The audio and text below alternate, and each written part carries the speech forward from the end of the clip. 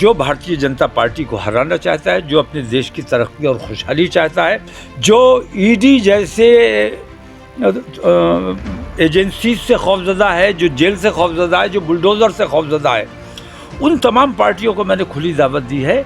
ये नफ़रतों का जो बाज़ार गर्म किया हुआ है और नफ़रतें फैलाने का जो लोग काम कर रहे हैं, इनके खिलाफ मुत्तहिद होकर हम तमाम लोग काम करना चाहते हैं, जो कांग्रेस नहीं करना चाहती। कांग्रेस सिर्फ कांग्रेस का काम करना चाहती है, देश का काम नहीं करना चाहती। सत्ता आप चलाइए, सरकार आप बनाइए, हम आपका साथ देंगे, लेकिन अपनी शर्तों पे देंगे, हिस्सेदारी पर देंगे।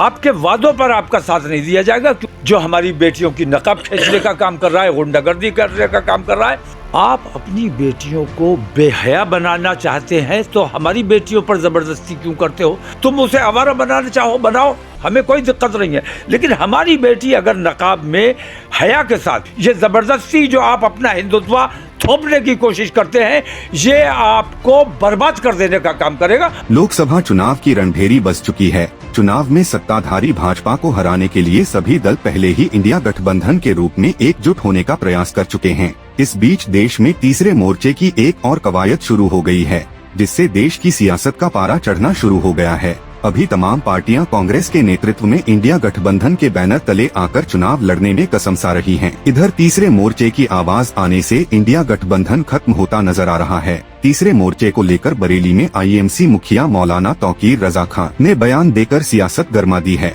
मीडिया से बात करते हुए आईएमसी चीफ मौलाना तौकीर रजा खान ने कांग्रेस पर सियासी निशाना साधा। मौलाना तौकीर ने कहा कि इंडियन नाम से सभी को उम्मीद थी कि भाजपा को यह गठबंधन हरा सकता है, लेकिन कांग्रेस ने जो न्याय यात्रा निकाली है, अगर गठबंधन यह यात्रा निकालता को इसका कोई मतलब होता। मौलाना तौकीर ने कांग्रेस पर गठबंधन को कमजोर करने का आरोप लगाते हुए अब तीसरे मोर्चे का ऐलान किया है। मौलाना ने कांग्रेस पर वायदा खिलाफी का भी आरोप लगाया।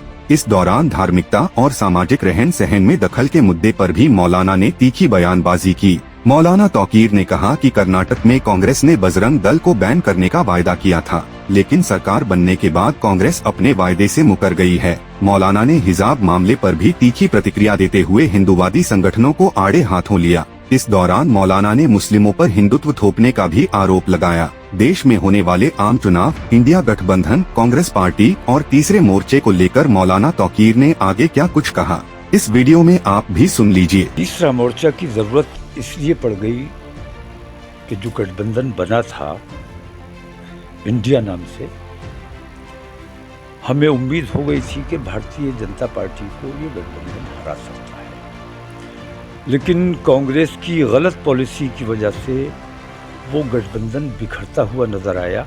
कांग्रेस की न्याय यात्रा निकली। ये यात्रा अगर इंडिया गठबंधन की निकलती तो उसका कोई मतलब होता।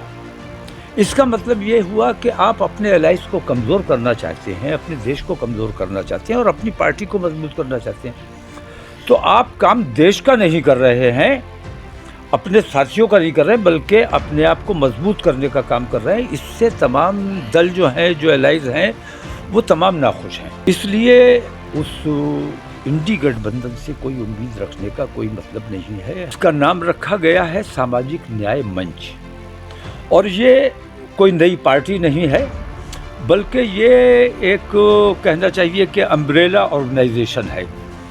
अपनी अपनी पार्टी, अपने अपने सिंबल, अपने अपने बैनर तले लोग चुनाव लड़ेंगे, और ये ऑर्गेनाइजेशन जो है सामाजिक न्याय मंच, ये उन लोगों की मदद करेगा।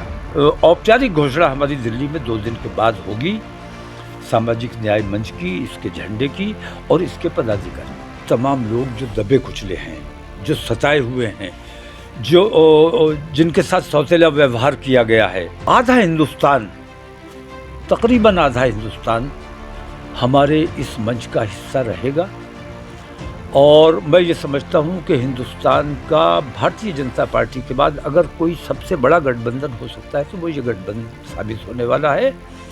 और हमने इस गठबंधन के दरवाजे खुले रखे हैं, और उन तमाम पार्टियों को जो अपने आप को सेकुलर कहती हैं, लोग बहुत बेचैन हैं, बहुत परेशान हैं, तो उन तमाम सेकुलर पार्टियों को मैंने इसमें खुली दावत दी है जो भारतीय जनता पार्टी को हराना चाहता है, जो अपने देश की तरक्की और खुशहाली चाहता है, जो देश में एकता और भाईचारा चाहता है, जो ईडी जैसे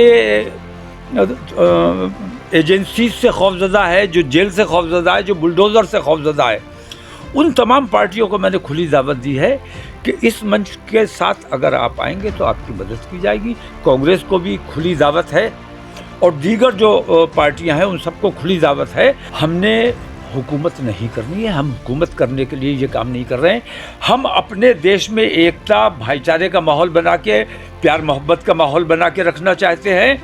ये नफ़रतों का जो बाज़ार गर्म किया हुआ है और नफ़रतें फैलाने का जो लोग काम कर रहे हैं, इनके खिलाफ मुत्तहिद होकर हम तमाम लोग काम करना चाहते हैं, जो कांग्रेस नहीं करना चाहती। कांग्रेस सिर्फ कांग्रेस का काम करना चाहती है, देश का काम नहीं करना चाहती। अगर देश का काम करना चाहती है तो सामाजिक न्याय मंच का हिस्सा उसे बनना चाहिए। सत्ता आप चलाइए, सरकार आप बनाइए, हम आपका साथ देंगे, लेकिन अपनी शर्तों पे देंगे, हिस्सेदारी पर देंगे। आपके वादों पर आपका साथ नहीं दिया जाएगा, क्योंकि ताज़ा आप वादा खिलाफी कर्नाटक में करके आए हैं, जहां आपने कहा था कि हमारी सरकार बनेगी तो बजरंग दल पे पाबंदी लगाई जाएगी, जो हमारी बेटियों की नकाब खींचने का काम कर रहा है, गुंडागर्दी करने का काम कर रहा है। आपने खुद वादा किया और आप अपने वादे से मुकर गए। तो ऐसे बेईमान और झूठे लोगों का साथ नहीं दिया जाएगा, बल्कि हिस्सेदारी की बात अगर होगी तो उनका साथ होगा। जो चाहो कर लो। जो नकाब हमेशा हमारे बच्चे पहनते रहे, जो मुरव्वजा है मुसलमानों में, आप अपनी बेटियों को बेहया बनाना चाहते हैं तो हमारी बेटियों पर ज़बरदस्ती क्यों करते हो?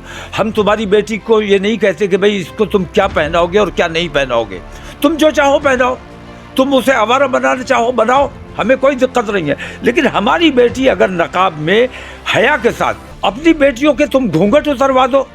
मैं तो देखता था हिंदू समाज की बेटियां बहुएं आज तक गैर मर्दों के सामने घूंघट किया करती थी। तुम अपने समाज में बेहयाई फैलाओ, हमें कोई दिक्कत नहीं है, हमें कुछ कहने का अधिकार नहीं है। लेकिन हमारे समाज में जो हम क्या खाएंगे, हम क्या पहनेंगे, हम किस तरह रहेंगे, ये तय करना आपका काम नहीं है। आप राजनीति कीजिए, आप राजनीति का काम कीजिए और सामाजिक काम, समाज के लोगों को खुली छूट रहनी चाहिए। जो समाज जिस तरह से रहना चाहे उस तरह से उसे रहने दिया जाए। ये ज़बरदस्ती जो आप अपना हिंदुत्व थोपने की कोशिश करते हैं, ये आपको बर्बाद कर देने का काम करेगा। और इस चुनाव में हम ये दिखाएंगे कि आपकी इन बेईमानियों का नतीजा आपके सामने लाएंगे।